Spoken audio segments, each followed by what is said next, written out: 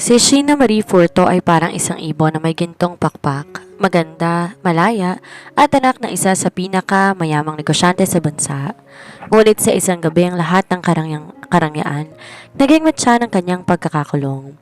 Upang isalba ang bumabagsak na imperyo ng kanyang ama, binenta siya nito sa isang lalaking kinatatakutan ng buong lalawigan, si Mayor Marco Reynan Tolentino. Si Marco ay hindi lang basta politiko, siya ang batas, siya ang halimaw ng Batangas.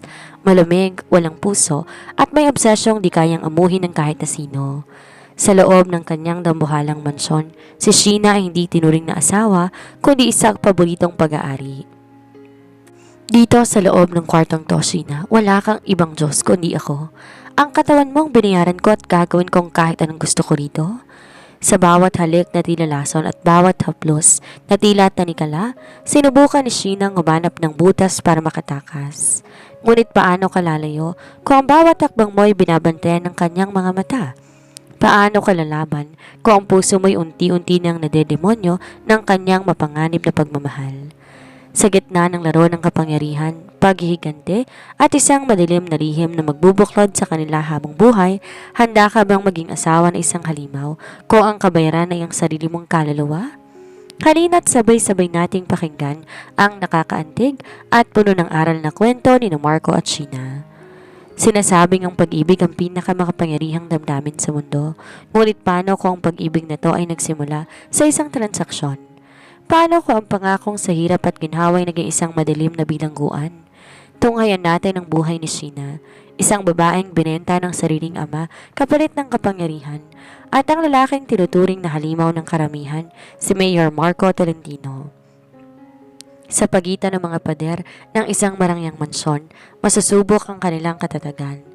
Ito ay hindi lamang kwento ng pagsinta, ito ay kwento ng mga lihim na pilit itinatago, ng mga sakripisyong hindi agad nakita at ng isang pagpapatawad na siyang tanging susi sa tunay na kalayaan. Handa na ba kayong malaman kung hanggang saan ang kayang ibigay ng isang halimaw para sa kanyang mahal? At hanggang kailan kayang magtiis ng isang pusong sugatan? Ito ang bilanggo ng mayor. Ang mansyon ng mga Furto sa puso ng Batangas ay isang obra maestra ng arkitektura. Matatayog na haligi, makinang na mga sahig na yari sa marmol at mga chandelier na tila ba nagbubuga ng ginto. Ngunit para kay Sheena Marie Furto, ang bahay na ito ay hindi tahanan. Ito ay isang malawak at malamig na mausoleo. Nakatanaw siya sa bintana ng kanyang silid, pinagmamasdan ng unti-unting paglamon ng dilim sa kalangitan. Suot niya ang isang simpleng itim na bestida, kabaliktaran na makukulay na bulaklak sa hardin. Sa edad na 22, taglay ni Sheena ang kagandahang nakakasilaw, matangos na ilong, mapupungay na mata at balat na kasingkinis ng porselana. Ngunit sa likod ng matang yon ay isang matapang na kalulawang pilit na dinudurog ng sariling pamilya. Sheena, pinapababa ka ng daddy mo, may bisita tayo? Malamig na tawag ng kanyang stepmother mula sa labas ng pinto. Walang katok, walang lambing.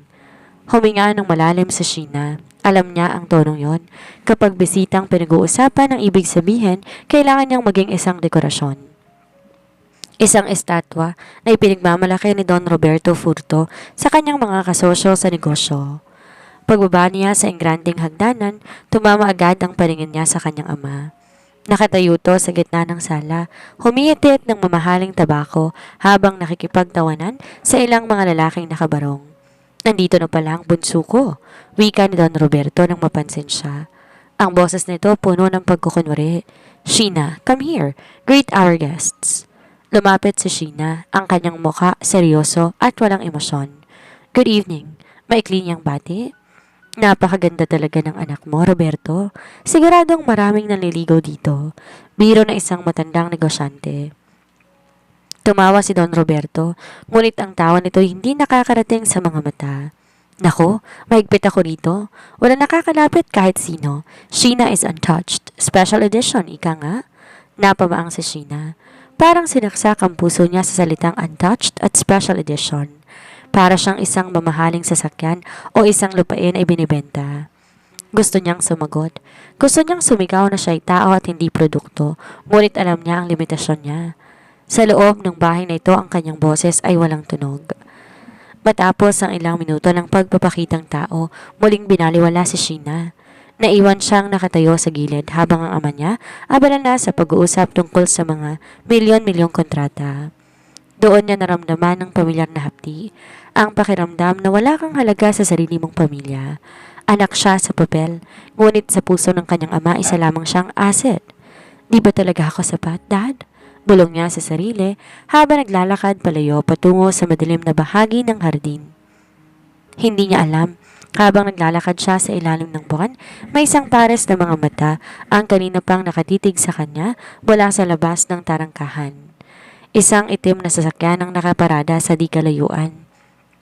Sa loob nito, si Mayor Marco Reynan Tolentino ay tahimik na pinagmamasdan ng bawat galaw ng dalaga. Binaba ni Marco ang salamin ng kanyang sasakyan. Ang usok ng kanyang sigarilyo humalo na sa malamig na hangin ng Batangas. Sheena Marie Forto, bigkas ni Marco sa pangalan ng dalaga. Ang kanyang boses ay malalim, baritono at may halong panganib. Ang tapang na iyong mga mata. Tingnan natin kung hanggang saan ang tatag mo kapag nasa ilalim na kita. Isang mapait na ngiti ang sumilay sa labi ng mayor. Alam niya ang sekreto ni Don Roberto. Alam niya ang pagkabaon nito sa utang at sa mga iligal na transaksyon. At alam niya kung ano ang kukunin niyang kabayaran.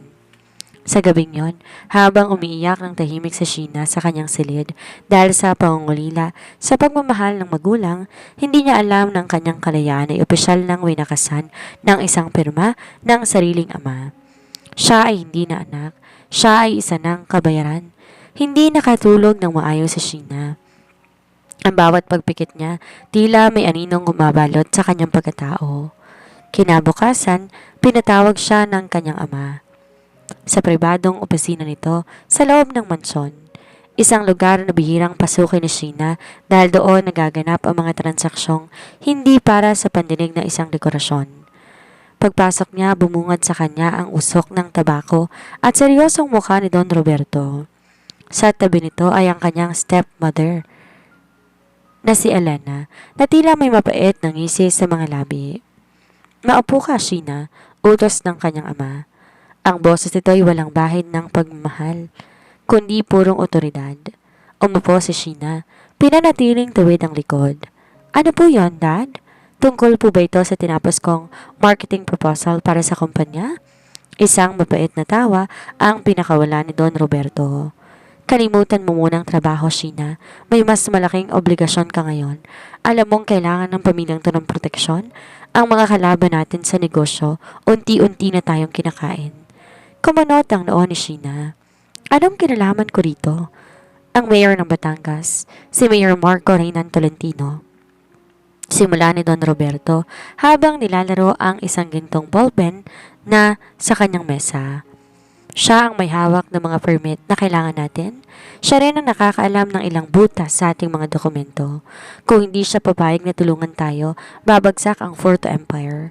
So anong kailangan niya? Pera? Donasyon para sa kampanya? Diretsong tanong ni Sheena. Alam niya na maraki ang politika, ngunit sanay siya sa tapang ng pananalita. Tumingin si Don Roberto ng diretso sa mga anak. Walang kurap, walang pag-aalinlangan.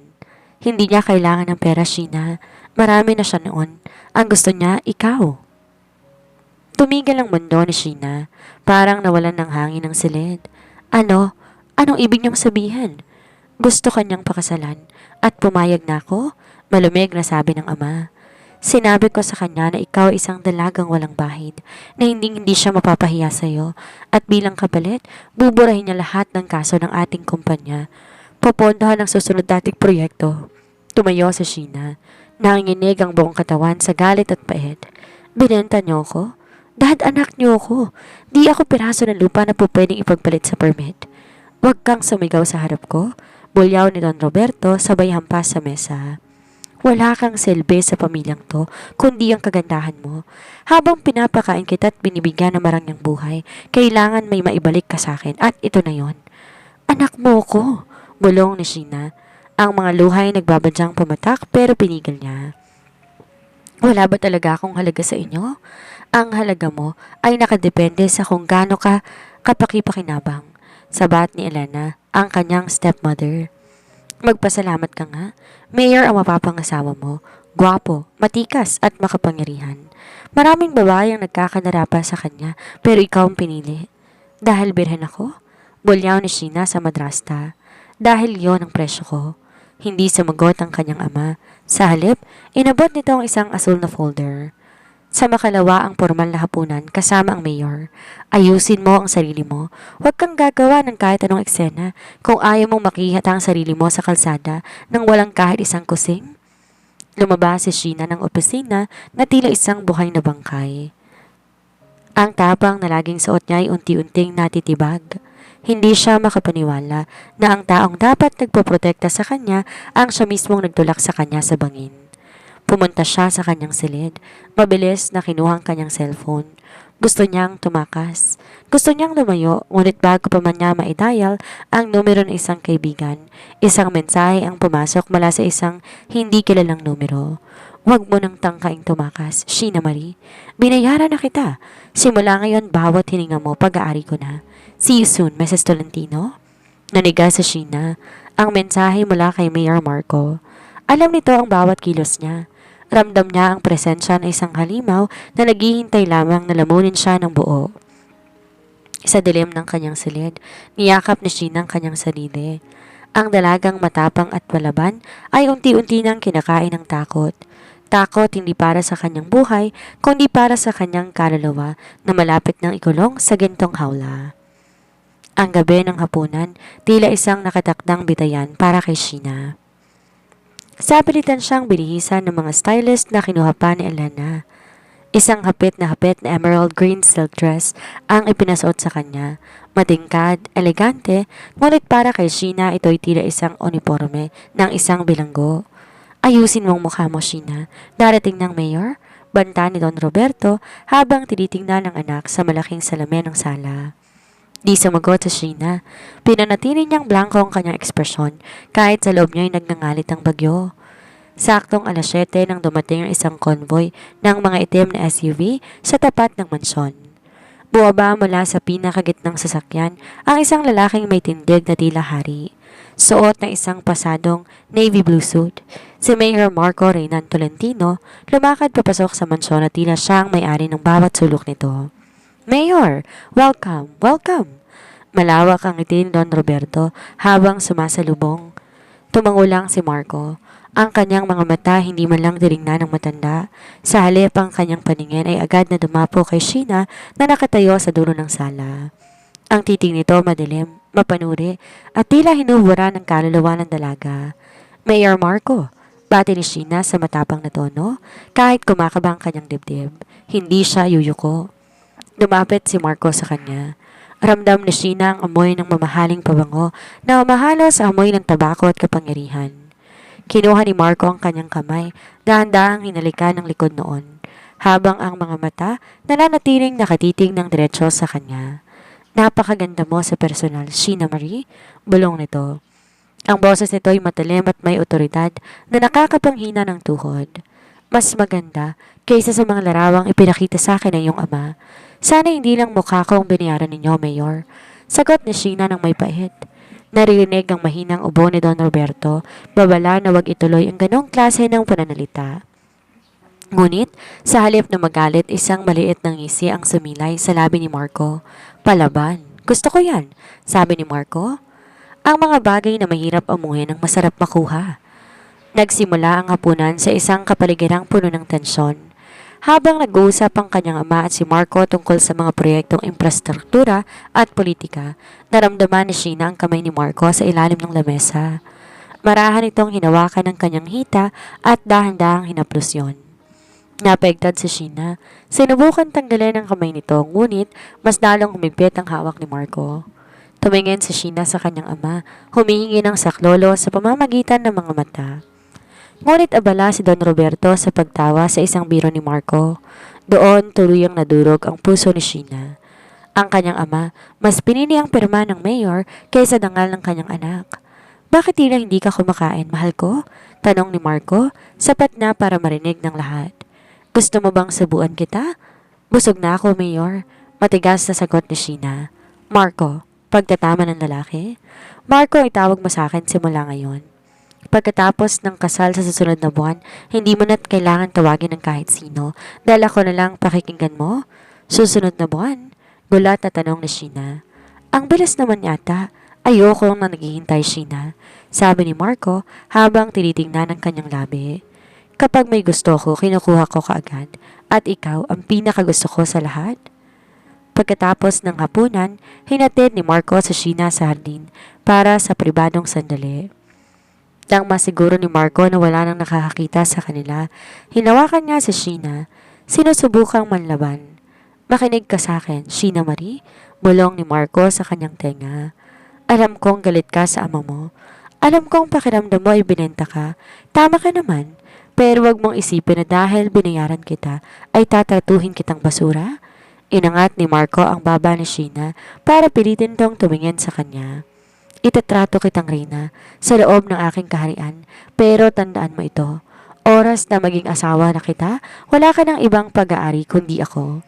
Ang katawan mo, ang isip mo, ang bawat patak ng luha mo, akin lang. Halimaw ka, nangangatog na sabi ni Sheena. Marahil, sagot ni Marco sabay dampi na isang mabilis ngunit mariing halik sa kanyang noo. Pero ako ang halimaw na magbibigay sa iyo ng lahat na hindi na ibigay ng ama mo. Maliban sa isang bagay, ang iyong kalayaan. Umalis na si Marco na may victorious na nangiti. Iniwan si Sheena na nakasandal sa pader, nanginginig at umiiyak sa ilalim ng malamig na buwan. Doon niya napatunayan na ang kasal na darating ay hindi simula na isang pangarap kundi ng formal na pagbubukas ng pintuan ng kanyang impyerno. Naging mabilis sa mga araw na tila rumaragas ang ilog na hindi mapigilan ni Sheena. Ang manson ng mga furto ay napuno ng mga puting rosas, mamahaling tela at pang wedding coordinator na tila mga anining sumusunod sa bawat galaw niya. Ngunit sa gitna ng karangyaan, pakiramdam ni Sheena, unti-unti siyang naubusan ng hangin. Isang hapon, habang sinusukat ni Sheena ang kanyang wedding gown, dumating ang isang delivery. Isang kwintas na gawa sa punong diamante. May kalakip itong card. Property of Marco Tolentino. Wear this tonight. Hindi to regalo, ito ay marka. Dahil sa tindi ng sakal na nararamdaman, nagpa siya sa Sheena na lumabas ng mansyon nang walang paalam. Gusto niyang makahinga. Nagtungo siya sa isang maliit na parke sa Batangas, ang lugar kung saan madalas siyang magtago nung bata pa siya kapag pinapagalitan siya ng kanyang ama. Doon, nakita niya isang dating kamag-anak, kamag-aral sa kolehiyo, si Ethan. Si Ethan ang lalaki na laging malapit sa kanya noon, ang lalaking muntik niya ng mahalin kung di lang naging mahigpit at mapagmataas ang kanyang ama. Sheena, ikaw ba yan? Gulat na tanong ni Ethan. Nabalitaan kong tungkol sa kasal. Totoo ba? Ikakasal ka na kay Mayor? Napayo ko si Sheena. Ang kanyang tapang ay biglang natunaw. Wala akong pwedeng gawin, Ethan. Ito ang gusto ni Daddy. Pero Sheena, kilala kita. Hindi ka magpapakasal sa taong hindi mo naman mahal? Hinawakan ni Ethan ang kamay ni Sheena bilang pakikiramay. Kung kailangan mo ng tulong para makaalis dito, bitawan mo ang kamay niya. Isang boses na lamig ng yelo ang bumasag sa usapan. Naniga si Sheena. Sa likuran nila ay nakatayo si Marco. Hindi ito nakasuit ngayon. Suot nito ang isang simpleng itim na polo shirt na nagpapakita ng matikas at maskuladong pangangatawan.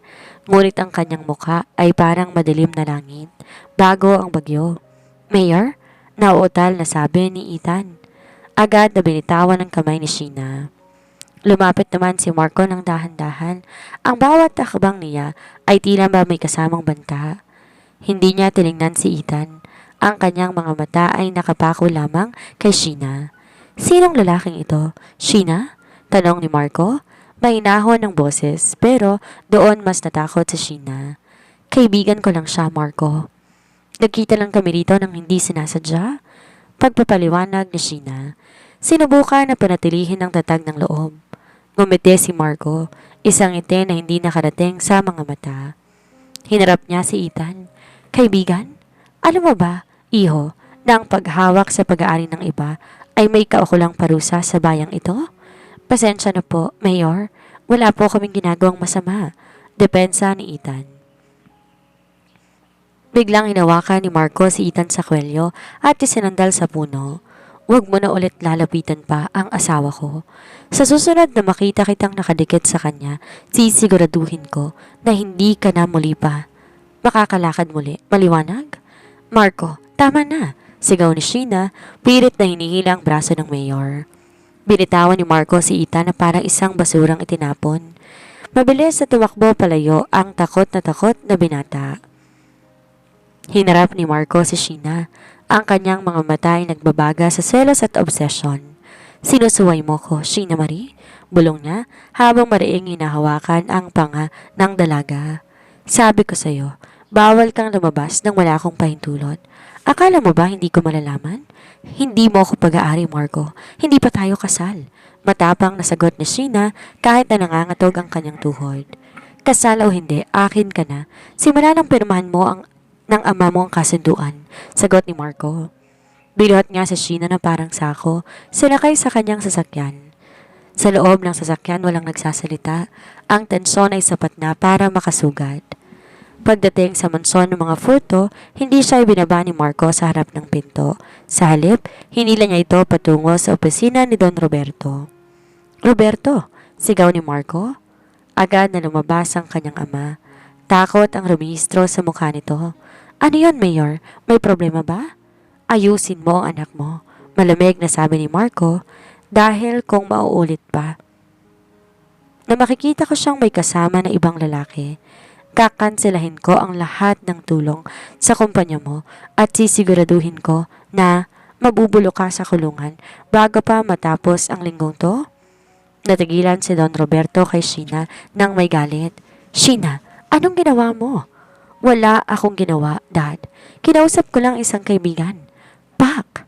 Isang malakas sa sampal ang dumapi sa pisngi ni Sheena, wala sa sarili niyang ama. Napasubsob siya sa sahig.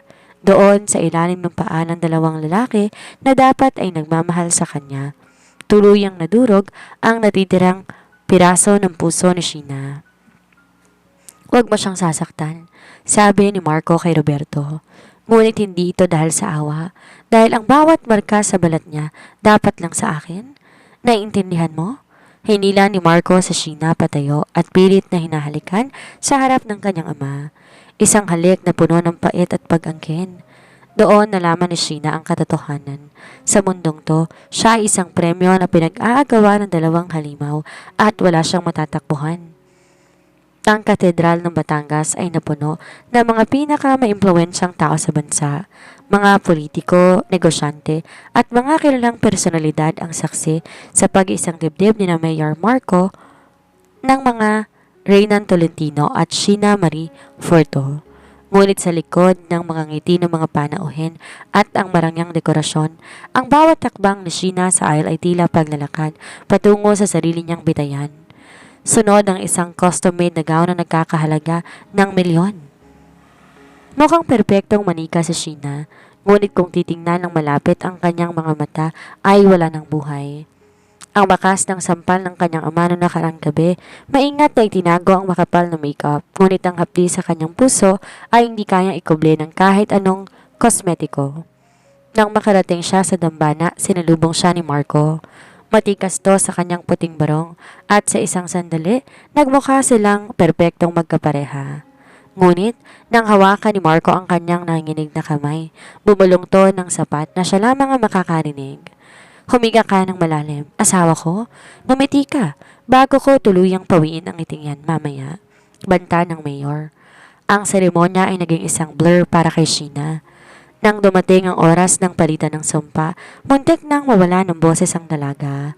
Sheena Marie Furto, tinatanggap mo ba si Marco Reynan Tolentino bilang iyong asawa sa hirap at ginhawa hanggang sa kamatayan? Tanong ng obispo. Tumingin si Sheena sa unang row ng mga puan. Nakita niya ang kanyang ama, si Don Roberto, na nakatitig sa kanya hindi bilang isang amang mapagmahal, kundi bilang isang negosyanteng naghihintay na maklear ang tseke. Tumingin din siya kay Marco na may mapanganib na ningning sa mga mata. I do. Halos pabulong na sagot ni Sheena. Matapos ang marangyang reception, dinala si Sheena sa mansyon ng mayor, ang kanyang bagong kulungan. Pagkapasok pa lang sa malaking pinto, binuhat na siya ni Marco ng bridal style patungo sa kanilang master's bedroom. Binaba siya ni Marco sa gitna ng kama. Ang silid puno ng amoy ng sariwang rosas, ngunit ang aura ni Marco ay puno ng pananupil. Dito, sa loob ng kwartong ito, Sheena, wala kang ibang Diyos kundi ako. Simula ni Marco habang dahan-dahang tinatanggal ang kanyang barong. Sinabi ng ama mo na wala ka bang nagiging nobyo, na isa kang birhen. Gusto kong mapatunayan yan ngayon. Bakit ba yan lang ang mahalaga sa inyo? Pagsusumigaw ni Sheena, ang mga luhay tuluyan ng umagos. Bilhin niyo ako para sa dangal ko, para sa katawan ko, pero hindi niyo makukuha ang respeto ko? Isang malakas sa tawa ang pinakawala ni Marco. Lumapit siya kay Sheena, kinulong to sa pagitan ng kanyang mga braso. Respeto? Hindi ko kailangan ng respeto mo, Sheena. Kailangan ko ang pagsuko mo. Ang katawan mo ang binayaran ko at gagawin ko ang kahit anong gusto ko rito. Sa gabing yon, naramdaman ni Sheena ang tindi ng pag-aari ni Marco. Walang lambing, walang pag-ibig, puro lang pag-angkin. Ang matapang na Sheena na laging lumalaban ay dahan-dahang nauubos sa bawat halik na tila lason at sa bawat haplos na tila talikala. Habang nakaiga sa bisig ni Marco, matapos ang kanilang unang gabi, nakatingin si Sheena sa kisame. Ramdam niya ang bawat hapdi sa kanyang katawan at ang mas matinding hapdi sa kanyang dangal. Welcome home, Mrs. Tolentino. Bulong ni Marco bago to tuluyang nakatulog. Habang ang kamay mahigpit pa rin nakayakap sa bewang ni Sheena, tila ba natatakot na makatakas ang kanyang pinakamahalagang pag-aari. Si Sheena hindi na ang dalagang malaya, siya na ngayon ang paboritong bilanggo ng mayor ng Batangas. Nagising si Sheena na mabigat ang pakiramdam. Ang sikat ng araw na tumatagos sa bintana ng mansyon ni Marco ay hindi nagdala ng pag-asa kundi paalala na nagsimula ng kanyang habang buhay na pagkakakulong. Paglingon niya sa kanyang tabi, wala ng asawa, ngunit ramdam pa rin niya ang bakas ng presensya nito sa kama. Nang bumaba siya para mag-almusal, laking gulat niya na may dalawang armadong lalaking nakatayo sa tapat ng pintuan ng kanilang silid. Good morning, Ma'am Sheena. Utos po ni Mayor, bawal kayong lumabas ng mansyon nang walang escort namin. Magalang ngunit matigas na sabi ng isa sa mga bodyguards. Kahit sa hardin? Tanong ni Sheena, ang kanyang boses ay puno ng pait. Kahit saan po, ma'am? Napatawa na lang ng mapakla si Sheena. Hindi lang siya asawa, siya isang high-profile na bilanggo. Pagdating niya sa dining area, nakaupo na doon si Marco, formal na formal sa kanyang suot na pang-opisina habang nagbabasa ng dyaryo. Maupo ka, asawa ko? Wika ni Marco nang hindi tumitingin. Pinanda ko ng paborito mong almusal. Pinagtanong ko sa katulong nyo sa mansyon ni na Roberto. Salamat, maikling sagot ni Sheena. May ibibigay ako sa'yo, sabi ni Marco sabay lapag na isang itim na credit card sa lamesa. Wala itong limit. Bilhin mo lahat ng gusto mo. Alahas, damit, sapatos. Gusto kong makita ang asawa ko na laging mukhang reyna. Tiningnan ni Sheena ang card. Akala mo ba, mabibili ko katamikan ko sa pera, Marco? Hindi ako tulad ng ama ko. Dito na ibinaba ni Marco ang dyaryo at tinitigan si Sheena ng mariin. Alam ko, kaya nga ikaw ang pinili ko eh. Pero tandaan mo, Sheena, sa bayang ito, ako ang batas. Ang card na yan hindi sukol. Yan ay tanda na sa akin mo makukuha ang lahat. Wala ka nang hihilingin pa sa ama mo dahil simula kahapon ako na ang batas. Ako na ang mundo mo. Pagkatapos kumain, umalis si Marco para sa kanyang tungkulin sa munisipyo. Naiwan si Sheena sa dambuhalang bahay. Sinubukan niyang maglibang ngunit bawat sulok ay may CCTV at bawat kilos niya ay binabantayan. Sa kanyang paghahalongkat sa library ng mansyon, nakahanap siya ng isang lumang laptop. Sinubukan niyang buksan ang kanyang social media ngunit laking gulat niya deactivated na lahat ng kanyang account. Kahit ang numero niya sa cellphone pinalitan na ni Marco. Gusto mo talaga akong burahin, Marco? Bulong niya sa sarili habang nanginginig ang mga kamay. Ngunit ang matapang na Sheena, hindi basta-basta susuko. Sa gitna ng kanyang pag-iisa, nakaisip siya ng paraan. Kung hindi siya makakalabas, kailangan niyang humanap ng kakampi sa loob. Nakita niya ang isang matandang katulong, si Manang Celia, na tila may malasakit sa mga mata tuwing tinitingnan siya. Manang, matagal na po ba kayo rito? Tanong ni Sheena habang tinutulungan ng matanda sa pag-aayos ng mga bulaklak. Oho ma'am, bata pa si Mayor, nandito na ako. Sagot nito ng pabulong. Tila natatakot na may makarinig. Mabait ba talaga siya? O sadyang mapang-abuso lang? Napatigil ang matanda, tumingin sa paligid. Ma'am Sheena, si Mayor, mahirap siyang kalabanin. Pero kapag nakuha niyong loob niyan, gagawin niyan lahat para sa inyo. Huwag niyo na po siyang sasabayan ng galit. Mas lalo nagiging halimaw yan kapag nararamdaman na hindi siya sinusunod. Isang ideya ang nabuo sa isip ni Sheena. Kung ang gusto ni Marco ay ang pagsunod niya, ibibigay niya ito sa panlabas. Gagamitin niya ang kanyang talino para paamuhin ang halimaw hanggang sa dumating ang oras na makahanap siya ng pagkakataong makatakas o makaganti. Ngunit ang plano ni Sheena ay agad na nanganib nang bumalik si Marco ng mas maaga kaysa sa inaasahan at hindi ito nag-iisa. Kasama niya ang ama ni Sheena, si Don Roberto. Sheena, anak! Bati ni Don Roberto na tila walang nangyaring pananakit nung nakaraang gabi. Naparito ako para pag-usapan ang bagong subdivision project natin ni Mayor at gusto ko ring makita kung gaano kakasaya sa piling ng asawa mo. Tinignan ni Sheena ang kanyang ama pagkatapos ay ang kanyang asawa na nakangisi habang nakapulupot ang braso sa kanyang bewang. Napakasaya ko, Dad. Plastic ng ngiti ang pinakita ni Sheena. Sobra pa sa inaasahan ko. Sa likod ng mga ngiting iyon nanumpa si Sheena. Darating ang araw pagbabayaran nilang dalawa ang bawat luha na pumatak sa kanyang mga mata. Isang malaking selebrasyon ang gaganapin sa plaza ng Batangas para sa anibersaryo ng pagkakahirang kay Marco bilang mayor. Inaasahan ang pagdalo ng mga kilalang tao at bilang bagong asawa si Sheena magsisilbing First Lady ng bayan sa gabing iyon. Gusto kong lahat ng mata ay nasa iyo, Sheena. Sabi ni Marco habang pinapanood si Sheena na inaayusan ng mga batikang stylist. Gusto kong malaman lang na ang pinakamagandang hiya sa Batangas ay pag-aari ko na. Suot ni Sheena ang isang kumikinang na red gown na likha na isang sikat na designer. Bagaman labag sa loob, dinala niya ang sarili ng may dangal. Ang kanyang tapang ay naging baluti. Ang kanyang mukha ay naging maskara na isang masayang asawa.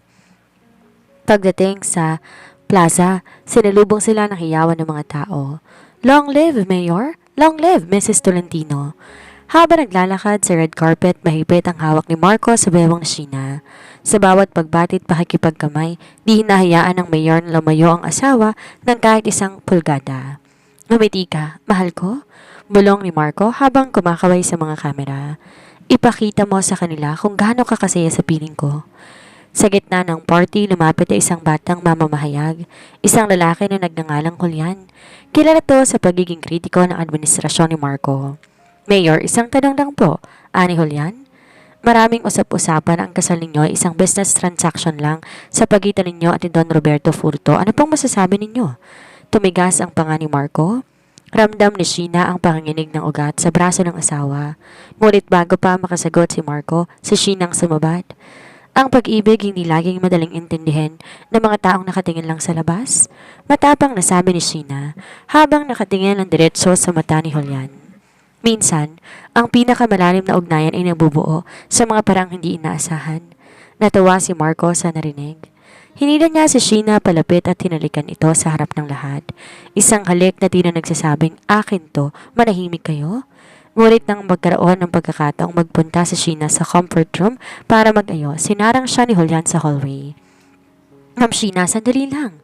Pabulong na sabi ni Julian. Alam kong di ka masaya. Nakita ko ang mga mata mo. Kung kailangan mo ng tulong para ilabas ang katotohanan tungkol sa mga iligal na gawain ni Marco at ng ama mo, ito ang card ko. Mabilis, tinago ni Sheena ang card sa loob ng kanyang damit nang marinig ang mababigat na yabag ni Marco. Anong ginagawa mo rito, journalist? Tanong ni Marco, ang boses puno ng panganib. Nagpapaalam lang po, Mayor. Tapos na ang interview ko? Sagot ni Julian bago mabilis na umalis. Hinarap ni Marco sa Sheena. Sinandal na to sa pader ng hallway at maring hinawakan na magkabilang balikat nito. Anong sinabi niya sa'yo? Wala. Tinatanong lang niya kung kumusta ang pagiging asawa ng isang mayor. Pagsisinungaling ni Sheena. Huwag mo kong gagawing tanga, Sheena. Bulong ni Marco. Ang kanyang hininga ay mainit sa pisngi ng dalaga. Nakita ko kung paano ka tumingin sa kanya. Tandaan mo, bawat lalaking kakausap sa'yo, bawat lalaking titingin sa'yo na higit sa 3 segundo ay bibigyan ko ng rason para pagsisihan na nabuhay pa sila. Dinala ni Marco sa Sheena pabalik sa party. Ngunit sa pagkakataong to, dinala ang proteksyon ang nararamdaman ni Sheena. Naramdaman niya ang unti-unting paghigpit ng bitag. Hawak niya ang card ni Julian. Ang tanging barahan niya para sa kalayaan, ngunit alam niyang isang maling galaw lang, buhay ng ibang tao ang magiging kabayaran. Nang gabing yon, habang pauwi sa mansyon, nanatiling tahimik si Marco. Ngunit ang katahimikang yon ay mas nakakatakot pa kaysa sa kanyang sigaw. Alam ni Sheena na ang halimaw ay nagmamasid at ang tunay na laro ay nagsisimula pa lamang. Pagbalik sa mansyon mula sa party, di na nag-abala si Marco na magpalit ng damit. Nanatili siyang nakaupo sa malaking sofa sa sala habang nilalaro isang baso ng alak. Ang kanyang mga matay nakatitig sa bawat kilos ni Sheena na tila ba binabasa ang bawat tibok ng puso nito. Ibigay mo sa akin, malamig na utos ni Marco. Napatigil sa Sheena sa paglalakad patungo sa hagdan. Ang alin? Ang card na binigay ng journalist na yon. Alam kong kinuha mo, sabi ni Marco. Tumayo siya at dahan-dahang lumapit kay Sheena. Akala mo ba hindi ko napansin ang bilis na pagtago mo sa loob ng iyong damit? Sheena, bago mo isipin ang isang bagay, nagawa ko na. Nanginginig ang mga kamay ni Sheena, ngunit pinanatili niya ang kanyang tingala. Wala akong tinatago, Marco. Masyado ka lang praning. Sa isang iglap na wala ang pagtitimpi ni Marco, hinawakan niya ang magkabilang braso ni Sheena at pilit na hinalughog ang bulsa ng kanyang gown hanggang sa makuha ang maliit na card ni Julian. Isang mapait na tawa ang pinakawala ng mayor bago niya ito pinunit-punit sa harap ng mukha ni Sheena. Gusto mong magsumbong? Gusto mong maging bida sa isang expose? Bulyaw ni Marco. Gusto mong sirain ng lalaking nagbigay sa'yo ng lahat? Hindi mo binigay sa akin ang lahat, Marco. Kinuha mong lahat sa akin. Sigaw ni Sheena, ang kanyang tapang muling bumangon. Kinuha mong kalayaan ko, ang dangal ko, at ang pagkakataon kong mabuhay ng normal. Binili mo lang ako na parang isang kagamitan. Ang sumunod na nangyari ay tila isang bangungot. Binuhat ni Marco si Sheena, sa pilitang dinala sa loob ng isang maliit na silid sa dulo ng pasilyo. Isang silid na walang bintana, tanging isang kama at isang lampara lang ang laman. Dahil tila hindi mo pa naiintindihan ang posisyon mo, dito ka muna mananatili, sabi ni Marco habang nilalak ang pinto mula sa labas. Marco, buksan mo to. Di mo ako pwedeng ikulong na parang hayop? Pagmamakaawa ni Sheena habang kinakalampag ang pinto. Ngunit walang sumasagot. Ang tanging naririnig niya ay ang papalayo ng mga yabag ni Marco. Sa loob ng madilim na silid na iyon, doon lamang tuluyang bumigay si Sheena. Napaupo siya sa sahig, niyakap ang kanyang mga tuhod. Ang matapang na Sheena Marie Furto ay unti-unti nang kinakain ng kawalan ng pag-asa. Lumipas ang ilang oras, madilim, tahimik at nakakabaliw. Nang muling bumukas ang pinto, pumasok si Marco na may dalang pagkain, ngunit ang kanyang mukha ay wala pa ring emosyon. Kumain ka, utos nito. Ayoko, sagot ni Sheena nang di tumitingin. Lumapit si Marco at lumuhod sa harapan niya. Hinawakan niya ang baba ni Sheena para pilitin tong tumingin sa kanya. Sheena, makinig ka. Mahal kita sa parang alam ko, pero wag na wag mo kung susubukan muli. Ang selos ko hindi lang basta galit. Ito'y laso na pwedeng pumatay sa kahit sinong lalapit sa'yo. Mahal, bulong ni Sheena habang tumutulo ang luha. Ang pag-ibig ba'y pagkakulong? Ang pag-ibig ba'y pananakot? Para sa akin, oo, sagot ni Marco nang walang pag-aalinlangan. Dahil ang lahat ng mahalaga sa akin, hindi ko hinahayaang mahawakan ng iba. Akin ka lang, Sheena. Kahit kailangan kong sunugin ang buong mundo para lang manatili ka sa tabi ko, gagawin ko. Nang gabing yon, di siya pinalabas ni Marco sa silid na iyon. Doon sila natulog sa maliit na kama habang mahigpit ang yakap ni Marco sa kanya. Isang yakap na di nagpapadama ng init, kundi ng bigat na isang tanikala. Sa gitna ng kadiliman, isang panata ang binuo ni Sheena sa kanyang isip. Kung kailangan niyang maging mas masahol pa sa halimaw para makalaya, gagawin niya. Di siya magiging biktima habang buhay. Lumipas ang 3 araw na nanatiling nakakulong si Sheena sa maliit na silid. Sa loob ng mga araw na yon, tanging si Marco lang ang nakikita niya. Siya ang nagdadala ng pagkain, siya ang nagpapalit ng kanyang damit at siya ang nagbabantay sa bawat paghinga niya. Ang bawat haplos ni Marco ay tila paalala na wala siyang takas. Ngunit sa gitna ng kadiliman, natauhan si Sheena. Hindi ako makakalabas dito kung gagamit ako ng dahas. Bulong niya sa sarili. Kailangan isipin ni Marco na napaamo na niya ako. Nang pumasok si Marco sa ika-4 na gabi, di na siya sinalubong ni Sheena ng sigaw o ng sipa. Sa halip, nanatili itong tahimik sa gilid ng kama. Ang mga matay namumula sa pag-iyak, ngunit may bahid ng pagsuko. Kumain ka na. Malamig na sabi ni Marco, ngunit baka sa kanyang boses ang pagkapagod. Dahan-dahan tumingin sa Sheena sa kanya. Marco, pagod na ako. Ayoko na ng ganito. Napatigil si Marco. Lumapit siya, tinawakan ng buhok ng dalaga. Anong ibig mong sabihin? Pagod na akong lumaban sa'yo. Kahit anong gawin ko, ikaw pa rin ang panalo. Wika ni Sheena sa boses na tila nawalan na ng pag-asa. Gusto ko nang lumabas. Gusto ko nang maging maayos tayo. Kung itong buhay na binigay sa akin ni Daddy, tatanggapin ko na. Isang ningning ng tagumpay ang sumilay sa mga mata ni Marco. Hinila niya si Sheena sa isang mahigpit na yakap. Yan lang naman ang gusto kong marinig, Sheena. Ang tanggapin mo na akin ka, na ako lang kailangan mo. Pero kailangan ko ng hangin, Marco. Gusto kong makatulong sa mga charity works mo o kahit sa pag-ayos lang ng mansyon. Huwag mo naman akong itago ng ganito. Pagsasumamo ni Sheena, habang pilit na itinatago ang pandidiri sa kanyang loob. Sige, pagsang-ayon ni Marco. Palalabasin kita, pero wag mo kong bibigyan ng dahilan para ibalik ka rito. Kinabukasan, pinayagan na si Sheena na maglibot sa mansyon, ngunit may nakabuntot pa ring 2 bodyguard. Ginamit niya ang pagkakataong ito upang mapalapit kay Manang Celia. Habang nagluluto ang matanda, lumapit si Sheena at nagkunwaring tumutulong sa paghihiwa ng mga sangkap. Manang, may tatanong po ako? Pabulong na sabi ni Sheena habang tinitiyak na malayo ang mga bodyguard. Alam ko pong matagal na kayo rito. Alam niyo po ba kung nasa ng susi ng library ni Mayor? Yung nasa ilalim ng opisina niya? Napatigil si Manang Celia at kinakabahang tumingin sa paligid. Ma'am Sheena, huwag niyo nang balakin ng pumasok doon. Doon nakatago lahat ng sekreto ni Mayor. Kapag nalaman niyang nandoon kayo, baka hindi na lang ang kwartong maging kulungan ninyo. Manang, kailangan ko ng pruweba laban sa kanina ni Daddy. Hindi lang ako ang biktima rito, pati ng buong bayan ng Batangas. Giit ni Sheena, ang kanyang mga mata ay nagbabaga sa determinasyon. Tulungan niyo po ako. Alam ko mabuti ang puso ninyo. Bumuntong hininga ang matanda. Ang susi ay laging nasa loob ng suot niyang barong or ng coat. Pero may isang duplicate sa loob ng maliit na altar sa kwarto ninyo. Nakatago yon sa ilalim ng estatwa ng birhen. Nagpasalamat si Sheena. Sa buong araw, naging perpektong asawa siya. Nang bumalik si Marco mula sa munisipyo, sinalubong niya ito ng isang halik sa pisngi. Isang halik na tila lason sa kanyang panlasa. Ngunit kinakailangan para sa kanyang plano. Masaya akong ganito ka na, Sheena, sabi ni Marco habang nakapulupot ang braso sa kanyang bewang sa pagkainan. Buksan mo ang drawer mo mamaya. May sorpresa ako sa'yo. Nang buksan ni Sheena ang drawer ng kanilang kwarto, nakita niya ang isang mamahaling set ng rubies.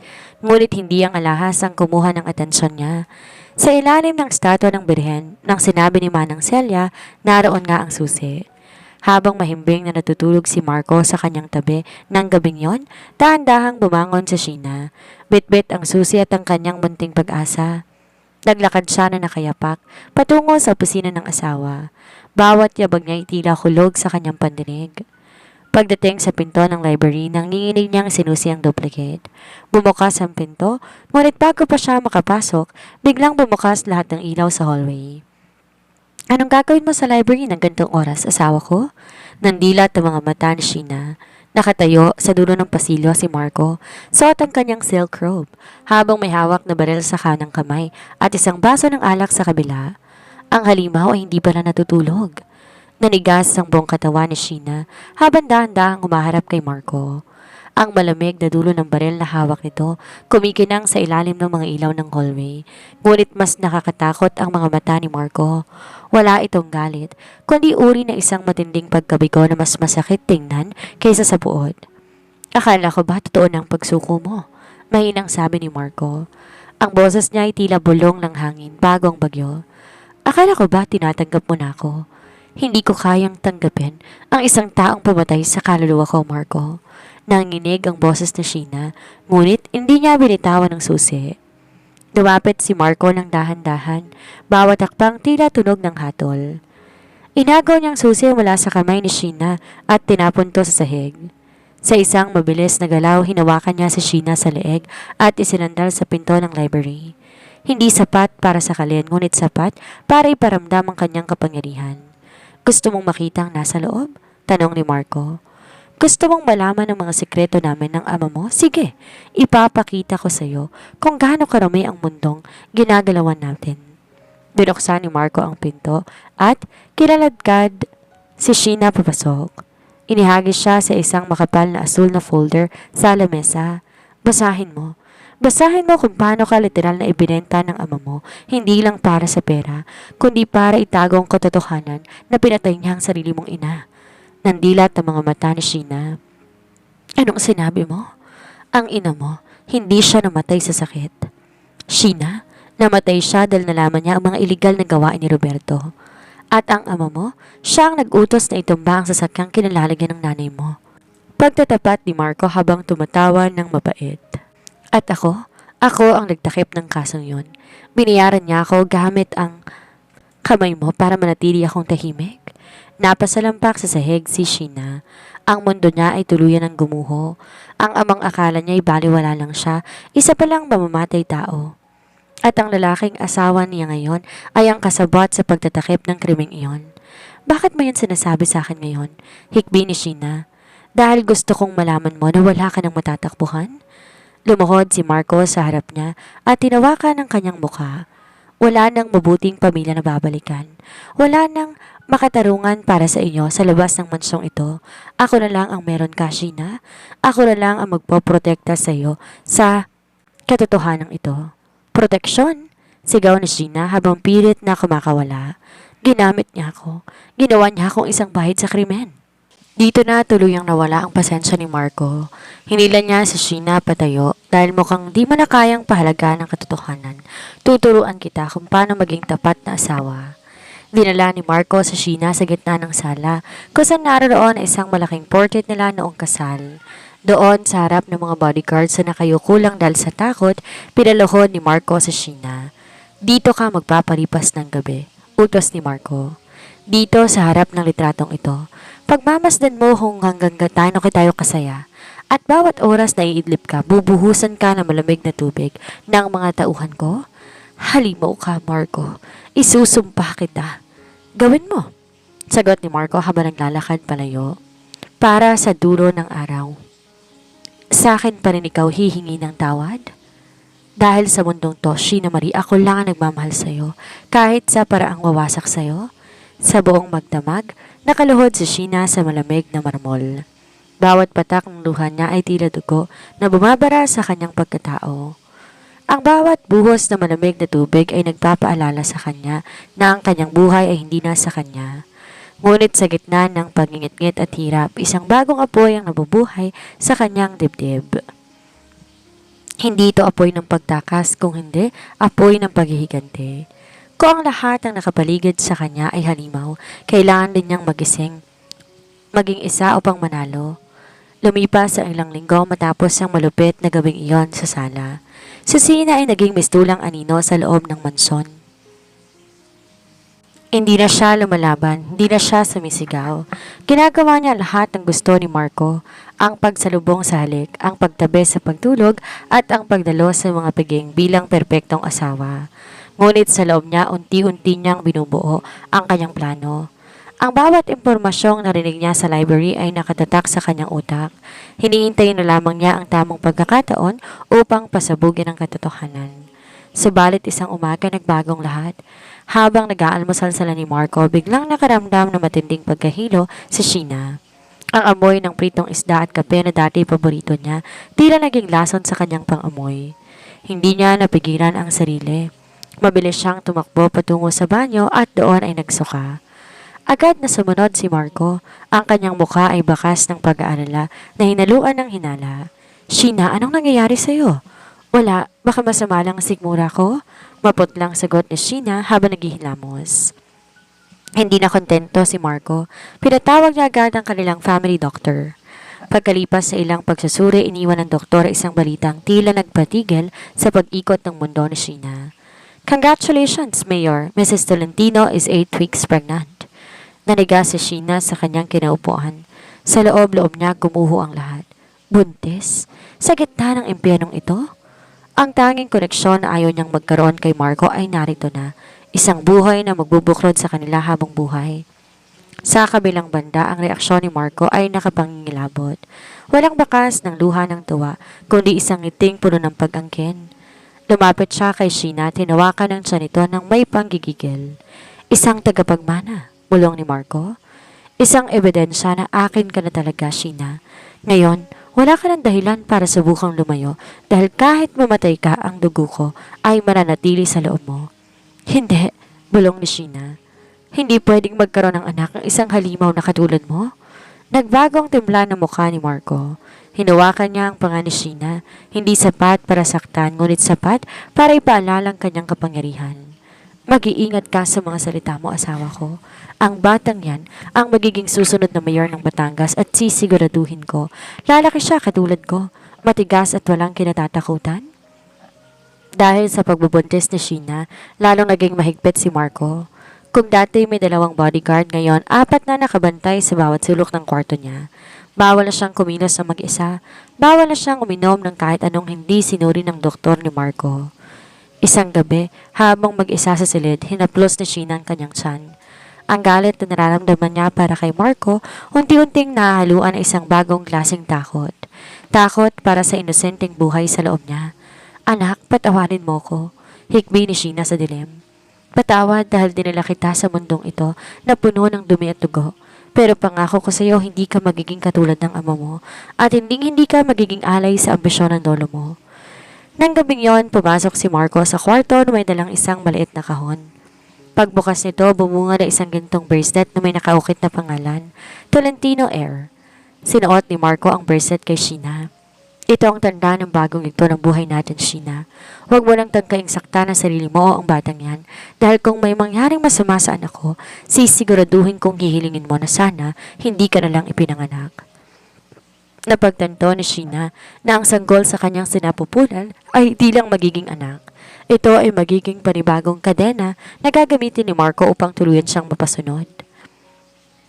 Ang matapang na Sheena Marie kailangan maging mas maingat ngayon dahil sa bawat takbang niya, hindi na lang buhay niya ang nakataya, kundi ang buhay ng kaisa-isang nilalang na tunay niyang mamahalin sa gitna ng puot. Ang balita ng pagbubuntis ni Sheena ay kumalat sa buong Batangas sa tila apoy. Para sa publiko, ito ay isang fairy tale na karugtong ng kanilang marangyang kasal. Ngunit sa loob ng mansyon, ang atmosfera ay tila isang sumasabog na bulkan. Lalo naging possessive si Marco. Di niya na hinahayaan si Sheena na maglakad man lamang sa hardin nang di siyang nakaalalay. Ang bawat pagkain ni Sheena kailangan dumaan sa kanyang panlasa muna. Ang bawat haplos niya sa tiyan ni Sheena ay hindi puno ng pagmamahal, kundi ng mapang-angking pag-aari. Akin ang batang to, Sheena. Madalas niyang bulong sa gabi habang nakayakap na mahigpit sa asawa. Dugo ko ito at sisiguraduhin kong sakin lang din siya makinig isang araw. Bumisita si Don Roberto, hindi upang kumustahin ang kalusugan ng anak, kundi upang ipagliwang ang panibagong leverage na nakuha niya sa mayor. Magaling, Sheena, magaling, bati ni Don Roberto habang umiitit ng tabako sa sala. Dahil sa magiging apo ko, pumayag si mayor na pirmahan ang reclamation project sa baybayin. Napakalaking pera nito. Tinitigan ni Sheena ang kanyang ama ng may matinding pandidiri. Hanggang kailan mo ba ako ibebenta, Dad? Hanggang sa apo mo gagawin mo pa rin negosyo? Huwag kang mapagmataas, Sheena. Bulyaw ng ama. Kung hindi dahil sa akin, wala ka sa posisyong kinilalagyan mo ngayon. Reyna ka rito. Ano pa bang nirereklamo mo? Reyna? Tawang mapakla ni Sheena habang hawak ang kanyang tiyan na bagyan ng kumukulitit. Isa kang bilanggo, Dad. At ikaw ang nag-abot ng susi sa halimaw na asawa ko? Biglang pumasok si Marco sa sala. Agad na tumayo si Don Roberto at nagbago ang timpla ng muka. Mula sa pagiging malupit na ama, naging isang sunod-sunurang aso sa harap ng mayor. Mayor, pinag-uusapan lang namin ni Sheena kung gaano kami kasaya para sa bata. Plastic na sabi ni Roberto. Tumingin si Marco kay Roberto pagkatapos ay kay Sheena. Napansin ni Marco ang pamumula ng mga mata ni Sheena. Agad siyang lumapit at hinawakan ng panga ng asawa. Pinaiyak mo ba ang asawa ko, Roberto?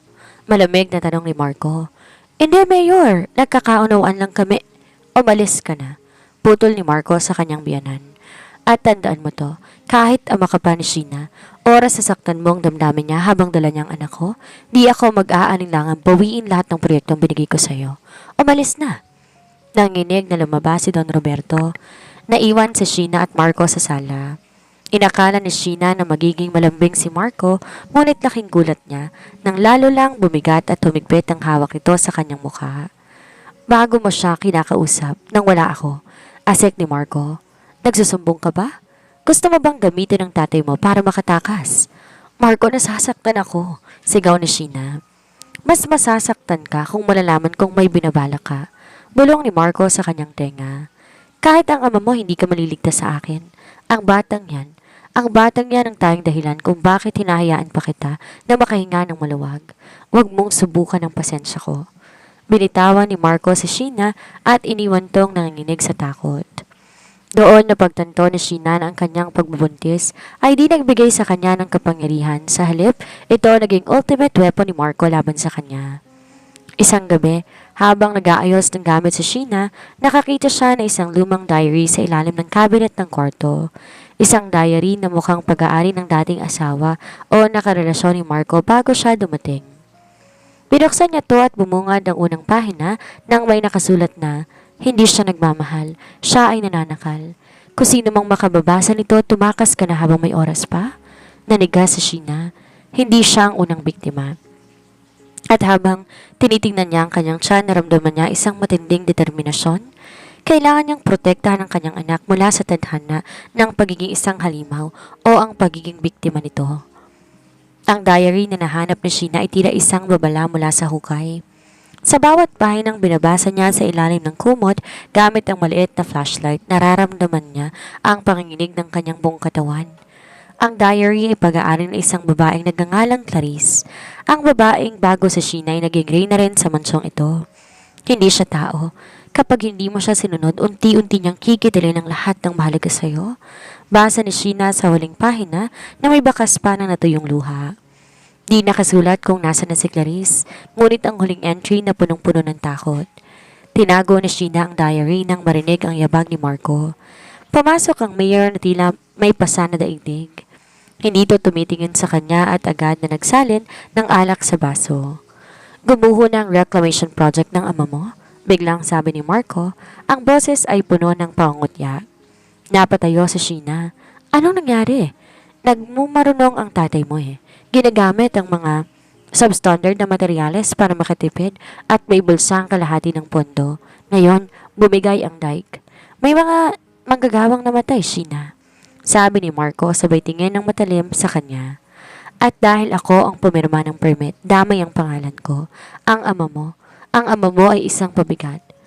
Sa kabila ng galit, si Sheena sa kanyang ama nakaramdam pa rin siya ng kaba. Alam niya kung paano magalit si Marco kapag nadadamay ang kanyang reputasyon. Anong gagawin mo sa kanya? Tanong ni Sheena. Lumapit si Marco at hinawakan ang buhok ni Sheena. Nilapit ang mukha nito sa kanya. Dapat ipakukulong ko siya. Dapat hinayaan ko siyang mabulok pero dahil dalawang anak ko, bibigyan ko siya ng isang pagkakataon. Isang huling pagkakataon na ayusin ang dumi niya bago ko siya mismo ilibing. Kinabukasan, sumugod si Don Roberto sa mansyon. Duguan ang barong nito at tila ba nawawala sa sarili. Sheena, anak, tulungan mo ko. Kausapin mo si Marco. Ang mga pamilya ng mga namatay, susugod sila sa akin. Kailangan ko ng pera. Kailangan ko ng proteksyon. Tinitigan ni Sheena ang kanyang ama. Ang dating business tycoon na kinatatakutan niya ay mukha na ngayong basahan. Ibinenta mo ko para sa proteksyon, di ba? Ngayon, bakit ka sa akin humingi ng tulong? Humanap ka sa hustisya, Dad. Yan ang dapat mong gawin. Walang hiya ka? Anak lang kita, wala kang karapatang pagsalitan ako ng ganyan.